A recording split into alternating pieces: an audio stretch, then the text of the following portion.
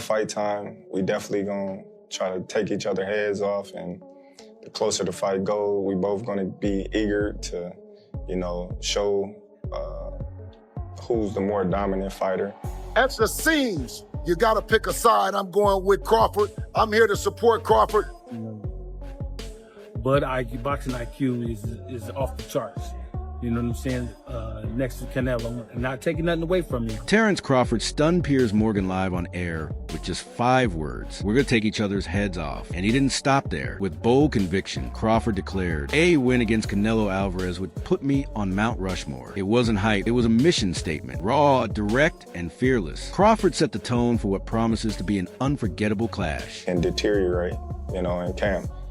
But, a win against Canelo Alvarez, what it would do to my career would put me, on Mount Rushmore. Yes. I think I would be one of the greatest fighters ever. At a recent press conference, Terence Crawford's confidence was on full display. He didn't hold back when speaking about Canelo Alvarez, mocking his physique and sending a clear warning about what's coming. But this wasn't just trash talk. It reflected a fighter fully locked in, mentally sharp, and ready to shake up the sport again. Crawford isn't just looking to win, he's aiming to dominate. I go back and forwards, to be honest with you. Like, when I talk to Bud, I kind of he convinces me that he's going to win the fight because he's such a believer in his own ability and he's very convincing. And then you see the presser yesterday and I thought Canelo looked really well. Do you know what I mean? Obviously he's a big lump. So I was always Canelo, then I sort of leant towards Bud, but now I'm back with Canelo. So Promoter Eddie Hearn recently opened up about his conversation with Crawford, revealing just how locked in the fighter truly is. What impressed Hearn most was Crawford's unshakable belief in his preparation and skill set. Despite the danger that comes with fighting someone as powerful and experienced as Canelo, Crawford exudes confidence, not hope, but certainty. It's the kind of mindset only the elite possess when they know exactly what they're chasing. Well, for everybody that was straddling the fence, straddling got your pants split. At the seams, you gotta pick a side. I'm going with Crawford. I'm here to support Crawford. He done signed up to do what everybody thought that he wasn't trying to be, a generational talent. Another fighter on the Mount Rushmore of boxing. Yeah, so don't split your pants, pick one. Respected trainer Bill Haney has now joined the growing number of boxing insiders backing Crawford. Haney didn't just name a winner. He aligned himself with Crawford's energy and spirit, offering full support. For someone so deeply rooted in boxing to confidently back Crawford speaks volumes. Haney's endorsement is a strong signal of the respect Crawford commands from those who've seen greatness up close. The thing about Crawford is he believes he's on it. Like, he believes he's the one. Mm-hmm. So that's the difference between him and any other fighters that Canelo fight. Because Canelo, people fight the idea of Canelo Alvarez opposed to fighting the individual. The thought of him is what puts fear in their heart. But he doesn't care about that because he said he's Terence Crawford, so it's a totally different thing. So if he can implement his strategy and ride it out to the end of the fight, he's gonna be successful. But if Canelo can do what he needs to do, and his timing has to be on point, because he's not that fast as Crawford is. It's all about time. Trainer Derek James has issued a serious warning to Canelo's camp. Crawford isn't like anyone they've faced before. James highlighted how Canelo's past opponents struggled to adapt mid-fight, something Crawford thrives on. With his timing, movement, and unpredictable style, Crawford presents a challenge that can unravel even the most well-prepared fighters. James made it clear, underestimating Crawford would be a costly mistake. Styles makes fights. Bud got the better skills, and he got the better mind, too. Do you think with the styles in mind, but also the weight in mind, he can get that job done based on he's just so much more excelling in the skills? You know what?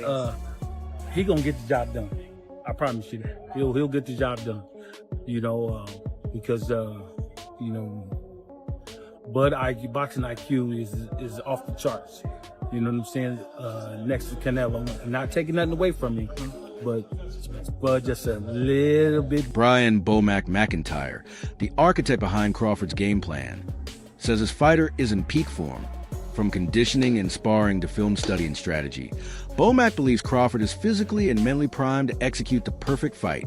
With elite ring IQ and fundamentals, Crawford isn't just ready, he's ready to dominate. To me, not to talk about the pound for pound #1 in the world, Terence Crawford, always making headlines these days. He's cemented his legacy. I think he's certified Hall of Famer whenever he wraps it up. Stepped up in weight, won another world title last time out. Now we're talking about this fight with Canelo Alvarez. It was interesting to see the comments from Canelo on how he sort of assessed Bud Crawford's career. I almost feel after the Spence fight that was like an exclamation point on everything he's done, maybe from the critics who never gave him credit. But it almost seems like Canelo was downplaying his achievements. What do you make when you make of that? Is that to build a fight? Because it sells itself. Well, I'm gonna tell you like this. I think Crawford rebuttal was everybody always say, oh, he hasn't fought nobody, or no, everybody that he fought was a no name. But I'm gonna tell you like this, what Crawford said. Well, they was something until Crawford fought him. So obviously he's doing a great job because he's making everybody look normal. Not everyone, like when they go against Canelo, I don't think there's anyone else in boxing who you would ask and say this is a possible task for. But for Crawford, because of his pound for pound abilities, and apparently no rehydration clause. Am I hearing that right? He wants full smoke at that weight. Let's go, man. That's what Crawford wants. He wants to show the world that he's the best. So why put stipulations in there when you know that you can be the best? So let's go test ourselves. Bomac also addressed a common misconception that Crawford hasn't faced elite competition. He argues that it's not about weak opponents. It's about Crawford's brilliance. He makes world-class fighters look average because he neutralizes threats with ease. In Bomac's eyes, that's the mark of true greatness. Man, Canelo pushes Crawford. This might be the biggest fight the past 50 years. This is gonna be crazy, guys. Look at this. Look. Dana White in the middle, UFC involved, WWE involved. Y'all think this was real? It looked real to me. I don't know. Crawford was staring them down. The promotional buildup has been electric. From intense stare downs to verbal jabs and shoves, every face-off is adding fuel to the fire. This is no longer just a battle for titles. It's about pride, legacy, and proving who sits at the top of the sport. What started as a matchup is now a full-blown spectacle. Yo, Canelo is about to get knocked out for the first time in his career. Y'all really playing with Crawford, bro. Y'all don't realize how much power Crawford actually has. I don't care what weight class he's coming up from. Canelo has never fought anybody like Crawford. I'm just kidding, bro. Obviously, I'm just kidding, bro. You guys, you really thought I was with the bullshit? Like, come on, we know. Yo, Canelo different, bro. He looking like a lion right now. Like the king of the jungle type shit with the stare down, bro. Like this man, if y'all really think this man is gonna get knocked down, this guy has, look, you could say they both the same size, you know what I'm saying? He got a longer reach, whatever. But this dude has fought bigger and better opponents than Crawford, and he has never gotten dropped a single time in his career. You think this little guy is gonna do something to Canelo? I'm gonna keep it a buck. If he manages to knock down Canelo, I'm gonna give Crawford all the props in the world, because that would be crazy. But he's not doing that. Speculation is growing that Canelo may be underestimating the storm heading his way. Many fans and analysts believe Crawford's power is vastly underrated, and it might lead to Canelo's first knockout loss. What makes Crawford so dangerous isn't just his strength, but his precision and unpredictability. He sets traps. He times his punches surgically. And some believe Canelo may not be ready for that level of threat. These excuses why he don't want to take a fight with me. If it's all about business, then you doing good business. If I'm easy work, I heard him say I'm easy work. If I was easy work, well, you would take all that money that he's offering you. But yet and still, he want $200 million for Benavidez, and he want $150 million to fight me. So that just lets me know right there that I'm a threat to him. I'm a threat to him. I'm a threat to his legacy, because it would be crazy for a guy that started at 135 to come all the way up to 168, your weight, no catch weight, no none of that, and dethrone you. So, he got that in the back of his head. This guy, for one, he's tough. For two, he's a boxer. He moves, he can punch, he can do... Despite all the talk surrounding weight classes and size disparities, Crawford steps into this fight with unshakable resolve. He doesn't see it as a gamble, but just another hurdle to overcome. Throughout his career, he's thrived under pressure and dismantled fighters who were expected to overpower him. For Crawford, this is about pushing limits and proving that boxing greatness isn't measured by size, but by skill, will, and heart. His mindset is rooted in purpose, not hype. I don't like this right here. I don't like this at all. Now, I know y'all love Turkey. I like him too. He puts on good fights. And I get that he's trying to show that, hey, through the sport, it's love and unison. No matter who's the biggest, the baddest, whatever, they still support each other. And I'm cool with that. But before the fight, I need that feel of, oh man, yeah, these two going at it. These two want to beat each other's ass. They want to knock each other out. That's how a fight build-up should be. I shouldn't be seeing these two sitting across from each other eating. Now, I'm not even talking about promotion. The fight doesn't need to be promoted. Two of the biggest fighters of our era, bang. But I need the promotion of oh yeah, I want to get violent with this person. I want to knock this person's head off. I'm not saying they're not going to put on a good fight. I'm just saying I want the build-up. That's what makes the fight even better. It's the build-up. Think of all the past fights that happened. Even recently, Ryan Garcia and Tank. Shit, Ryan Garcia and freaking Haney. You know, fights like that. The build-up was so, because even in the pre-fight, it was hatred or, hey, I want to beat you up type stuff. Now it's oh, I'm sitting across from you eating dinner, laughing. Nah, man, we can do this after the fight. That's fine. But before that fight, I'm locked in. I want to see that. Oh, I'm locked in. I'm ready to knock him out.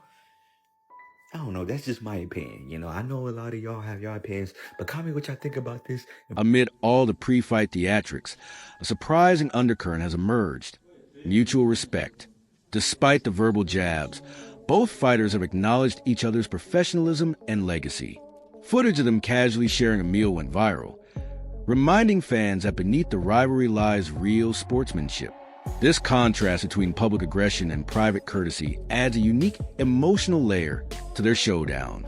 It's not just a fight, it's respect and violence colliding in the ring. The question I had, which I didn't ask before, because Canelo's chin is one of the greatest chins in history. But looking at the size of Crawford, if he can keep his speed, he's definitely going to keep his timing. He's definitely going to keep his accuracy. Crawford is a knockout artist. The reason why Crawford is a knockout artist is because of his hand-eye coordination, accuracy, and timing. He hits you with shit that you're not expecting. That shit that he hit Errol Spence with, he didn't expect it. That's why he dropped. Same thing with Kell Brook. He's going to hit Canelo with something weird. Canelo ain't going to be able to roll out of it, because Crawford's timing is different. Canelo's going to get hit with flush. But the thing is, Berlanga hit Canelo flush after the bell. So that lets you know what kind of chin he has. I'm just saying, can he stymie, can he bell ring Canelo a little bit? Can he sting him a bit to make Canelo not tank for 12 rounds? Analysts from platforms like Showbiz The Adult have highlighted a key factor: